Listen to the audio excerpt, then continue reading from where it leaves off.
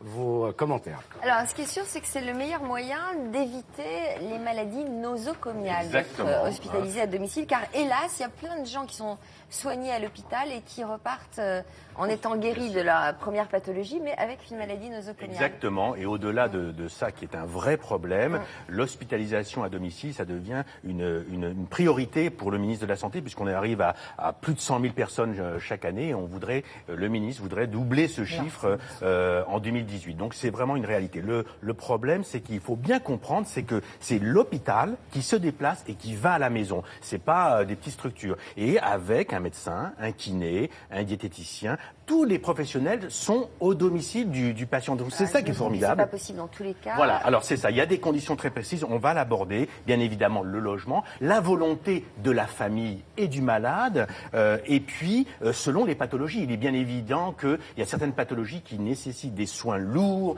des traitements et des appareils de radiologie lourds. On ne peut pas le faire à la maison. Mais dans certains cas, on peut le faire. Et c'est ça qu'il faut montrer. Et puis, Sophie, il y a aussi un point important. Malheureusement, il faut en parler aussi. C'est que ça coûte beaucoup moins cher à la sécurité sociale d'hospitaliser les gens chez eux. Et donc ça, c'est un élément fondamental. Et si derrière, il y a des professionnels... Malgré les déplacements des professionnels bien sûr, parce que vivre une journée à l'hôpital, c'est très cher, alors qu'à la maison, c'est beaucoup moins...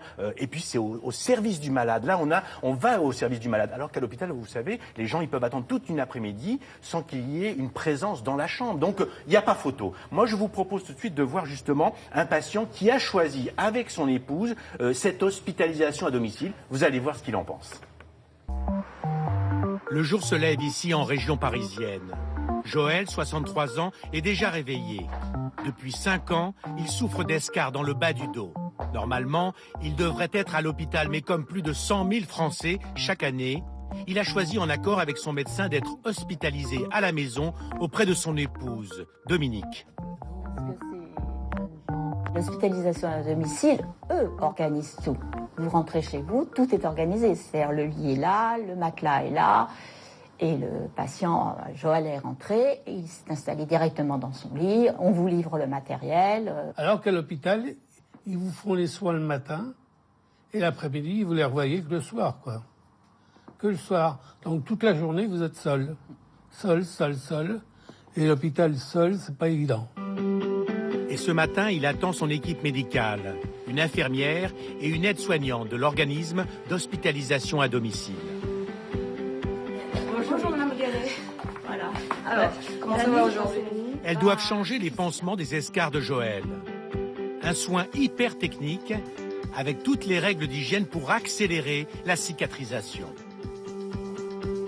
Et ce pansement, vous devez le faire tous les jours ? Non, on le fait 3 fois par semaine. C'est un soin complexe qui se fait en 1 heure, 1 heure et quart. Vous travaillez comme si on était à l'hôpital ? On travaille comme si c'était à l'hôpital, oui, exactement. On fait hygiène de main, on prépare le champ, on prépare le matériel. Les conditions nécessaires pour un maintien à domicile et une prescription d'hospitalisation à domicile sont un médecin hospitalier qui peut prescrire l'hospitalisation à domicile ou le médecin généraliste. Le passage du médecin généraliste de façon régulière et fréquente pour évaluer l'état du patient. Et puis un domicile qui peut se prêter à ce retour à la maison avec la possibilité d'installer du matériel, que ce soit un lit médicalisé, un lève-malade, un verticalisateur et accueillir tout le matériel qui va être nécessaire pour les soins du patient. Parallèlement aux soins, Joël, paralysé depuis l'âge de 17 ans à la suite d'un accident, reçoit aussi la visite d'autres professionnels. Un dermatologue qui vérifie l'état de ses escarres, mais aussi un diabétologue car il souffre également de diabète. Avant de partir, l'infirmière fait le point sur les soins à venir et en profite pour prendre l'attention de Joël. 11-8, tout va bien. Au revoir, à vendredi. À 10 parfois, le rapport par exemple en cancérologie, c'est un rapport de 1 à 10, c'est beaucoup moins cher à la maison, il y a pas photo là-dessus. Et puis le confort des malades, les malades ils ont beaucoup plus le moral, ils sont avec toute leur famille. Alors, bon, ça pose d'autres problèmes, évidemment, pour des pathologies plus lourdes. Le problème du fait que les familles deviennent des soignants, il y a des problèmes de répit, etc. C'est d'autres. Exactement, c'est très lourd, mais ça, c'est une organisation et il faut le faire avant. C'est-à-dire qu'il faut que le médecin qui prescrit l'hospitalisation à domicile, on envisage le lieu, l'appartement, voir s'il y a des aidants, voir s'il y a des gens qui passent. Il y a toute une organisation, c'est très réfléchi, mais encore une fois, c'est l'hôpital qui va à la maison. Alors, Joël est avec nous au téléphone. Vous êtes là, Joël ? Oui, je suis là. Vous nous appelez d'où, Joël ? De Lyon. De Lyon. Vous avez 47 ans. Vous avez été hospitalisé dans un hôpital à Lyon, dans un premier temps. Et puis, chez vous, pour des suites opératoires d'escar. Votre hospitalisation s'est terminée il y a 2 mois. Donc, ça veut dire que chez vous, il y a des professionnels qui se relaient pour venir vous faire vos soins ? Oui, qui se relayaient. Bon, c'est fini, hein, donc j'ai plus besoin de professionnels. Comment vous l'avez vécu, cette hospitalisation à domicile? Comment j'ai vécu? Très bien, parce que moi, ça me permettait de sortir d'un cadre fermé qu'est l'hôpital et de pouvoir bénéficier de ma famille, de ma femme, mes amis à la maison et d'avoir une qualité de vie supérieure. Ouais. Donc pour vous, c'est une expérience très positive. Absolument, vraiment.